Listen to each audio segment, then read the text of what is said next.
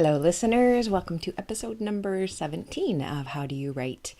And I'm super glad to be talking to you today. We are going to have an interview with Jennifer Baker, who is astounding, and I'm so glad that I got a chance to talk to her. You're going to enjoy the interview. I know I always say that, but I always mean it too.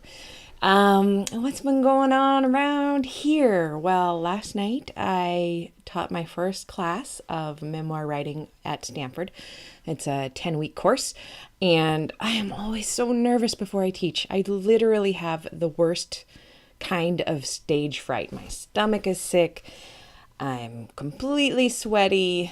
It's just kind of miserable, which is strange because I really love teaching. And I adore these students already. It's like they auditioned to be in the class I wanted to teach, and I could not be more excited. So luckily, most of that stage fright will have gone away by the time I see them again next Wednesday. And I'm super excited to teach this particular class of memoir because it's not just about writing, it's about their lives. And I really take it very seriously to honor that and to not break them down with critique.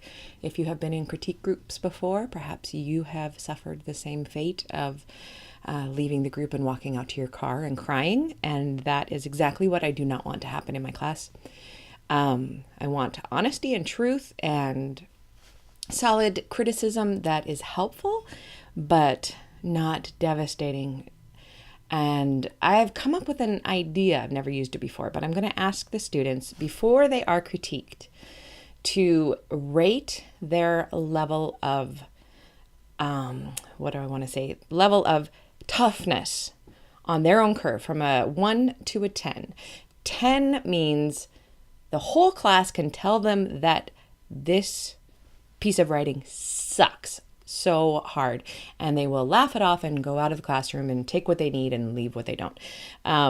That's basically how I feel about reviews nowadays. You can say anything to me about my books and it does not hurt my feelings anymore.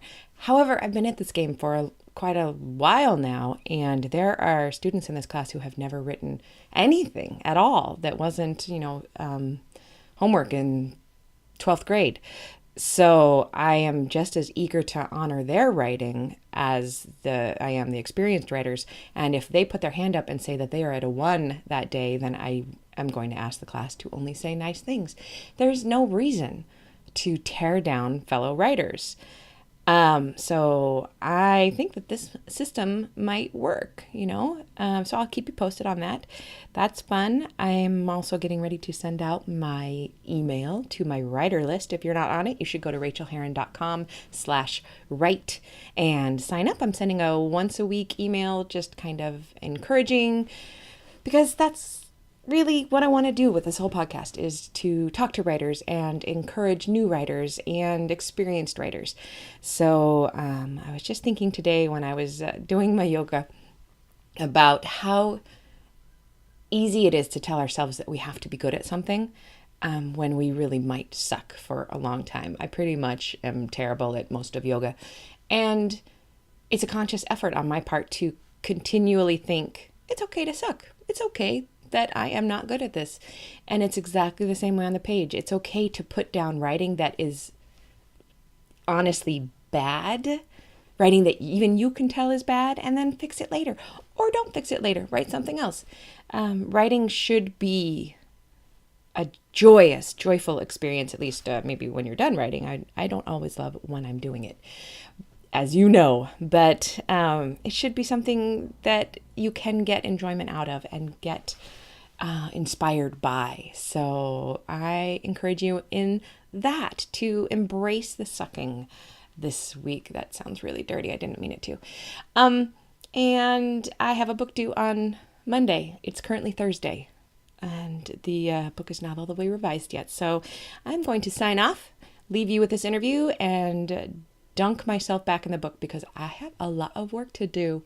So enjoy your writing wherever you are and whatever you're doing, and we'll talk soon. Enjoy the interview with Jennifer. Well, I am here today with Jennifer Baker. Jennifer, thank you so much for being here. Thank you so much for having me, Rachel. Of course. Let me give an introduction for you. I called this down from your amazing bio, so I hope I'm hitting all the high points. Jennifer Baker received her MFA from the New School's graduate program in creative writing. She works as a production editor and contributes to Bustle.com and is the social media director and a writing instructor for Sackett Street Writers Workshop. She is a panel organizer for We Need Diverse Books, a nonprofit organization that sprang to life from the We Need Diverse Books media campaign to increase minority representation of all kinds in literature. And she is also the creator and host of the podcast Minorities in Publishing. And her short story, The Pursuit of Happiness, was nominated for a Pushcart Prize for 2017. And in 2013, her young adult manuscript, The Facility, won the SCBWI On the Verge Emerging Voices Award for Underrepresented Voices in Children's Literature. That is an amazing bio, Jennifer. Oh, thank you. You're just racking up awesome things. So I would love to talk to you about your writing process and how you get things done day to day. What is the best time of day for you to write, and where do you write? As of late, as in the past few months, I realize it's best during the day. I used to be able to do it all hours of the day, 2 a.m. It's kind of like, oh, this is what I did in my 20s. And then I got older. I can't do that anymore. But I think my mind just doesn't work as well at night anymore. I don't know why, but it seems to be the daytime. When the sun is out, I'm good. That's exactly the way I am. Like 9 to 9 are my only good hours of the day. Any other time is off. Where do you like to write? Do you write at home or a coffee shop or? I like to write at home primarily. I mean, if I've had some residencies, and those spaces are the best because it's so quiet. I live in New York City, so anything that's the antithesis of New York City, that's super quiet, it's phenomenal. But I can write on the subway, in bed, at home, at work. I just got a MacBook Air so that I can, because just so I could be more transient in terms of the writing, because I need it. And if you're a New Yorker, you kind of need to be able to work anywhere. That's a very good point. I'm an Oaklander, right in the middle of Oakland, so there's just always so much noise. And in fact, before I podcast, I like walk around the house closing windows. There's a party going on. There's a quinceanera in the backyard. So I know. I was like, there's an airplane. Someone just came home. Damn it! It offers verisimilitude, right? Yes. And how do you write? Longhand, computer? I do both. On the subway, obviously, I'm doing the notebook. I've gotten into the Moleskines like everyone else seems. They're really handy. They have that cool folder in the back. I love that. And I really like handwriting and then transcribing, but I always draft, and my drafts are very long and very incoherent. The first drafts, do you mean? When you're yeah. What program are you using? Microsoft Word. Yeah. I downloaded Scrivener and I just haven't used it. Yeah.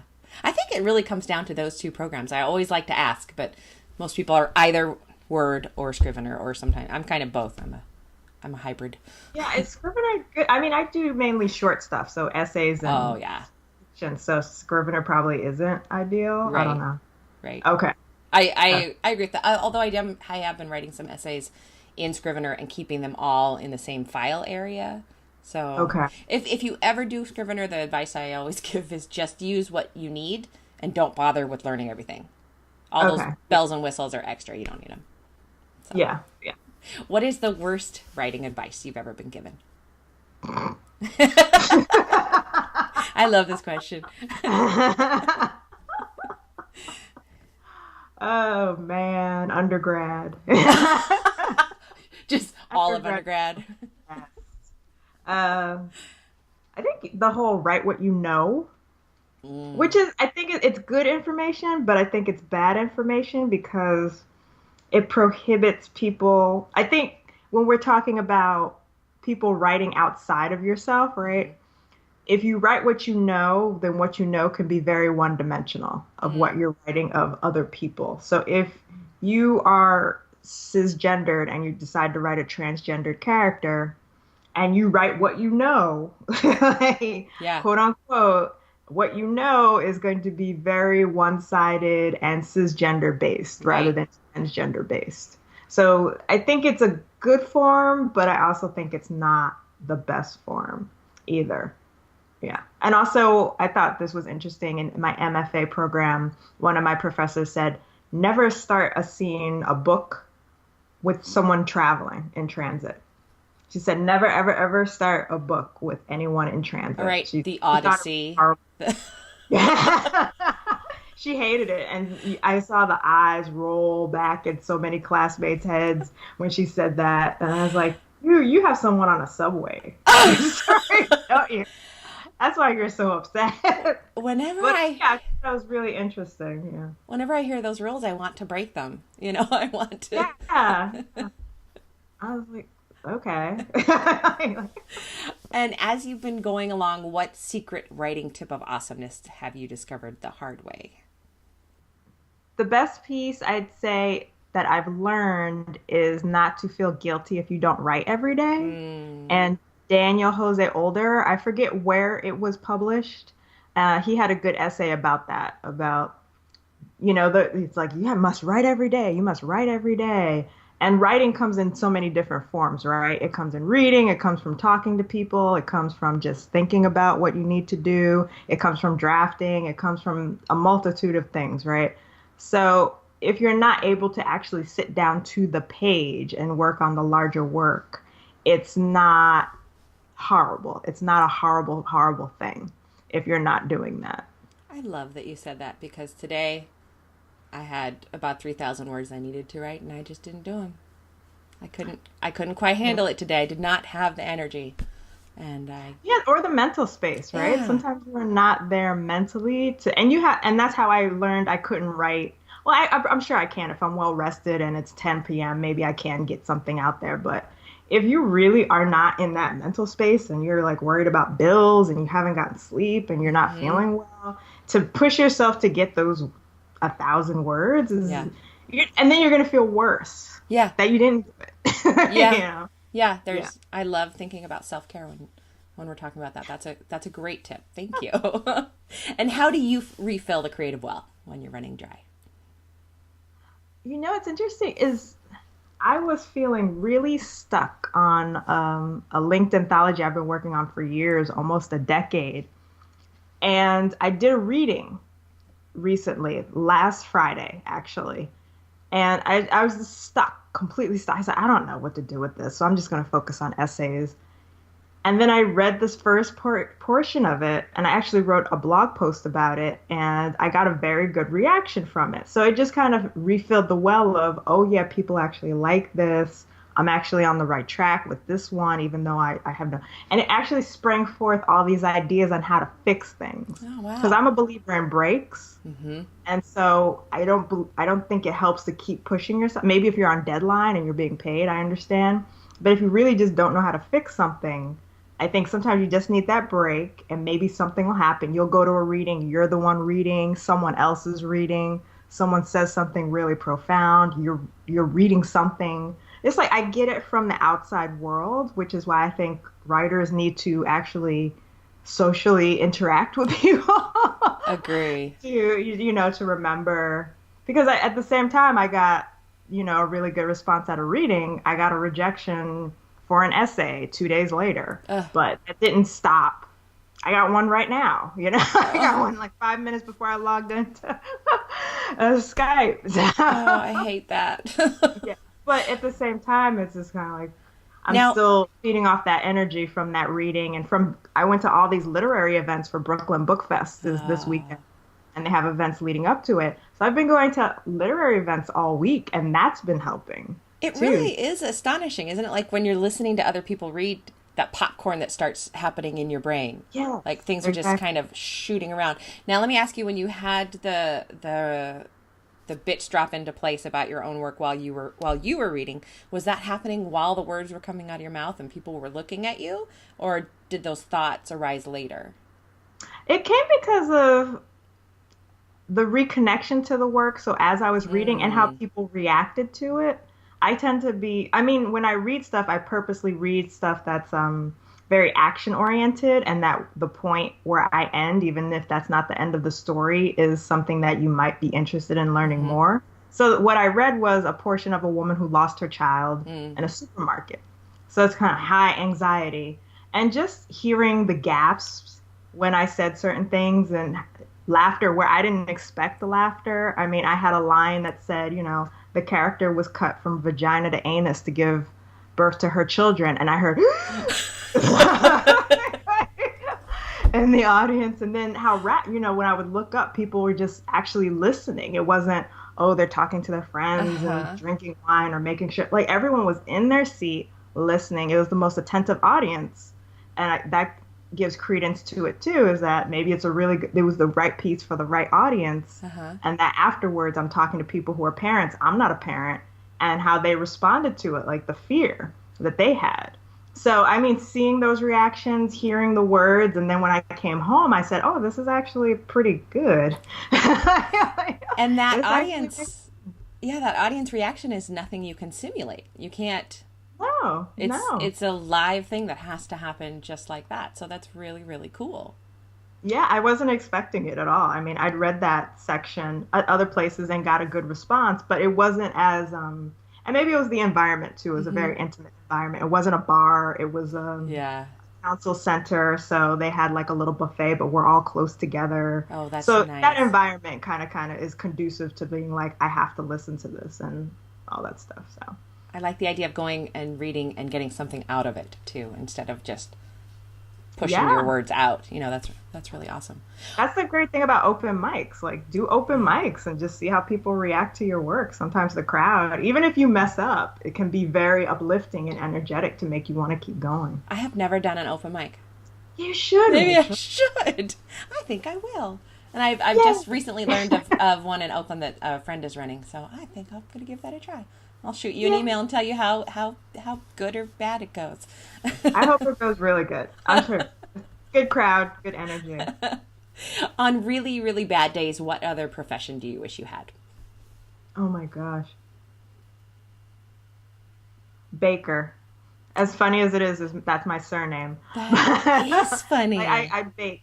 I bake a lot. I'm an amateur baker, and it's therapeutic. So I very much enjoy it. So if I'm in publishing, so if I wasn't in Right. publishing or didn't want to write, I think I'd still want to have an outlet, a creative outlet, Yeah. and baking tends to be that outlet for me. Do you watch the Great British Bake Off? Yes. I just I got started. turned on to that this year. It's the best show ever. That Do you is hear they're addictive. leaving? I did. I heard that. So It's disappointing. gonna, yeah. The best is over. I think. They can't But leave. those are very intimidating. When they do like the cannoli tower and they say you need to make a tart, but they practice at home, so it makes me feel better. It's not as though they're coming in and saying boom, and you're like, what? It's like, Right. no, It's it's not Iron Chef. They did get to practice. Yeah. yeah, yeah. That would be Figure something. it out. You're just like, I have mangoes and squid. What do I do? Make a cake. That's awesome. Okay, and can you give us a quick craft tip of any sort? Ooh, what I really like is, I said this before, is doing the Pomodoro method. Do you do that? I Or use a have you? modified Pomodoro where I write for 15 minutes and then I go offline with freedom for 15 minutes and then I have 15 minutes to screw around on Twitter and Facebook. Not Facebook. I hate Facebook. Twitter and email. How do you do it? Do you do the 25 Pomodoro?